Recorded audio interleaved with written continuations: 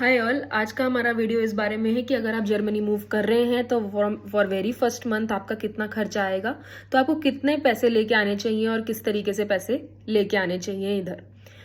मैं यहाँ पे एज अ वर्किंग प्रोफेशनल आई थी, तो फॉर वेरी फर्स्ट मंथ मेरे पास इतने सैलरी नहीं थी, तो मेरे को अपने पास से ही खर्चा करना था। जो मेन 3 बड़े एक्सपेंसेस थे वो थे अकोमोडेशन, ग्रॉसरी एंड ट्रैवल।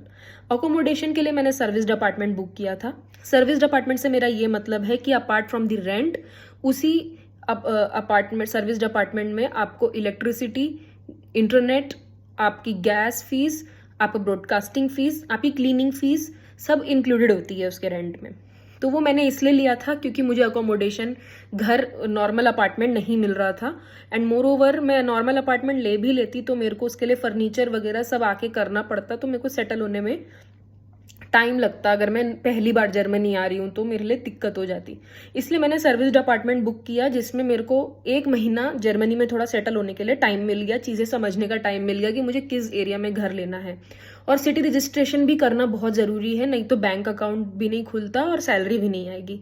तो सबसे पहले मैंने सर्विस डिपार्टमेंट बुक किया, जिसकी फीस थी 1200 यूरो। तो ये 1200 यूरो क्योंकि बहुत बड़ा कॉस्ट था, इसका कैश फॉरेक्स कार्ड कुछ करने का फायदा नहीं है। आप इसको क्रेडिट कार्ड से पे करके आओ या फिर आप बैंक ट्रांसफर भी कर सकते हो। मैंने क्रेडिट कार्ड किया।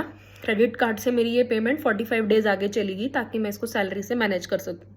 उसके अलावा मैंने कैश कैरी किया 400 यूरोज, और आप फॉरेक्स कार्ड ले सकते हो जिसमें मैंने 200 यूरोज मैंने लोड करके लेके आई थी। आप अपने हिसाब से, आपको जो खर्चे लगते हैं उस हिसाब से आप लेके आए।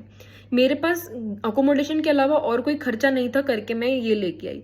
और ये 400 प्लस 200 भी इतना इनफ है कि इसमें आपका 2 महीने का खर्चा बहुत इजीली चल सकता है फॉर अ सिंगल पर्सन, अगर आप बहुत खुला खर्च कर रहे हो तब भी।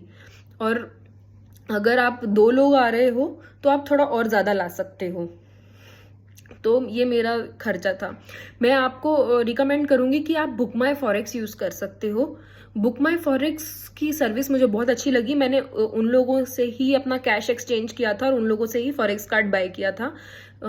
तो काफ़ी अच्छी सर्विस थी उनकी। एंड लोडिंग अनलोडिंग भी बहुत आसान है। बस वर्किंग प्रोफेशनल के लिए रहता है कि अगर आप फॉरेक्स कार्ड बाय कर रहे हो तो आप एक बार उसको लोड कर सकते हो। As soon as you enter into the Germany, आप उसके बाद फिर कभी भी पैसे उसमें लोड नहीं कर सकते, ऑब्वियसली बिकॉज आप अर्न कर रहे हो। स्टूडेंट्स के लिए क्या है वो मुझे इतना आइडिया नहीं है क्योंकि मैं एज अ वर्किंग प्रोफेशनल उनके साथ कॉन्ट्रैक्ट साइन की थी।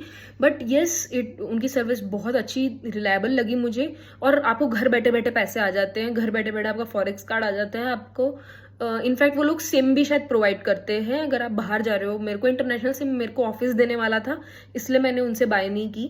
आप उनसे जिस जगह जा रहे हो वहाँ का सिम भी ले सकते हो, तो उनकी बहुत अच्छी सर्विस है।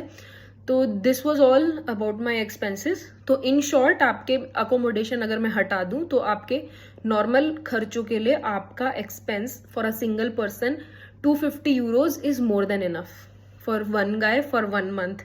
And if you are 2 guys, you can expect it to go somewhere around 300 to 350 euros if you have a kid also. So bye bye.